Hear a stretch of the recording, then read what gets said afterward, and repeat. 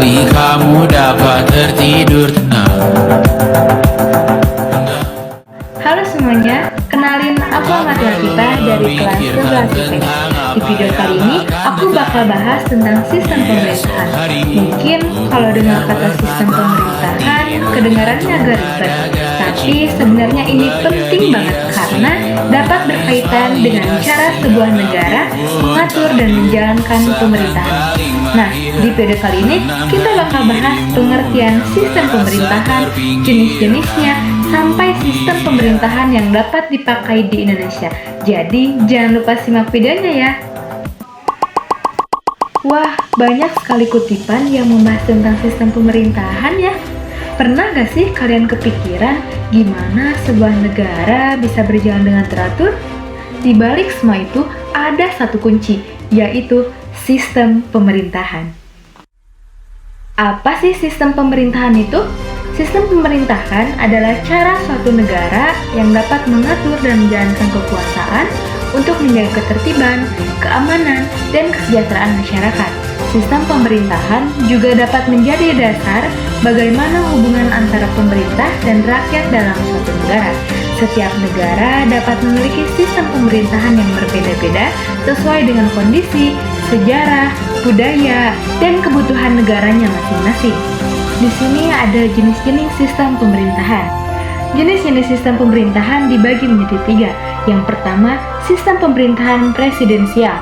Sistem presidensial adalah sistem pemerintahan yang menempatkan presiden sebagai kepala negara sekaligus kepala pemerintahan.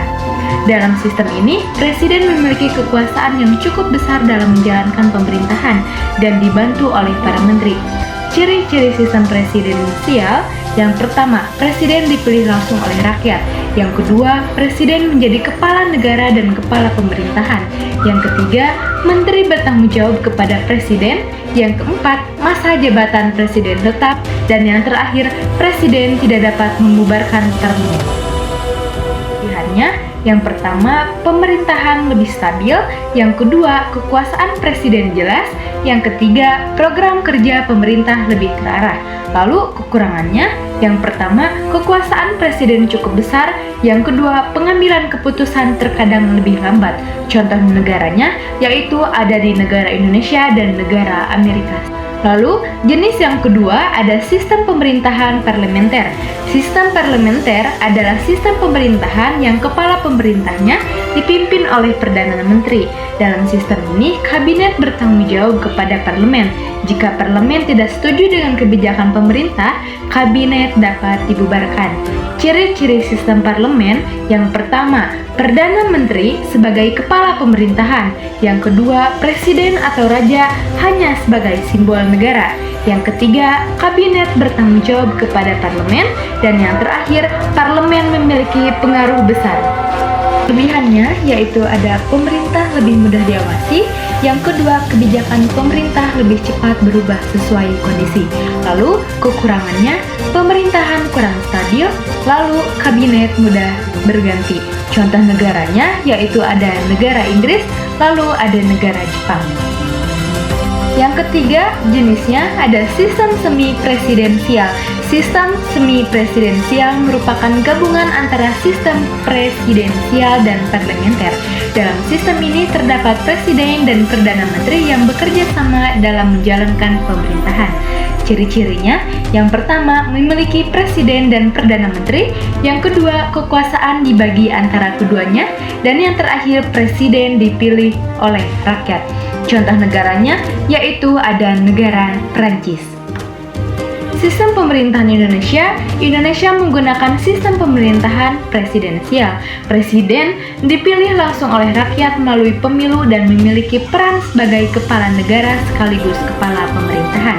Dalam menjalankan pemerintahan, presiden dibantu oleh para menteri yang bertanggung jawab langsung kepada presiden.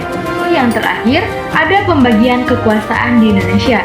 Yang pertama, ada eksekutif, yaitu kekuasaan eksekutif adalah kekuasaan untuk menjalankan pemerintahan. Kekuasaan ini dilaksanakan oleh presiden, wakil presiden, dan para menteri. Tugasnya yaitu menjalankan undang-undang dan mengatur pemerintahan negara. Yang kedua, ada legislatif. Kekuasaan legislatif adalah kekuasaan untuk membuat undang-undang yang dilaksanakan oleh DPR, MPR, DPD, yaitu tugasnya membuat, membahas, dan mengawasi pelaksanaan undang-undang. Yang terakhir ada yudikatif. Kekuasaan yudikatif adalah kekuasaan untuk menegakkan hukum dan keadilan yang akan dilaksanakan oleh Mahkamah Agung dan Mahkamah Konstitusi. Tugasnya yaitu mengadili pelanggaran hukum dan menjaga keadilan. Kesimpulannya, sistem pemerintahan merupakan cara suatu negara untuk menjalankan kekuasaan dan mengatur kehidupan masyarakat. Setiap negara memiliki sistem pemerintahan yang berbeda sesuai dengan kondisi negaranya. Indonesia sendiri menggunakan sistem pemerintahan presidensial, di mana presiden menjadi kepala negara sekaligus kepala pemerintahan. Dengan adanya sistem pemerintahan, negara dapat berjalan dengan lebih tertib, teratur, dan mampu menciptakan kesejahteraan bagi masyarakat.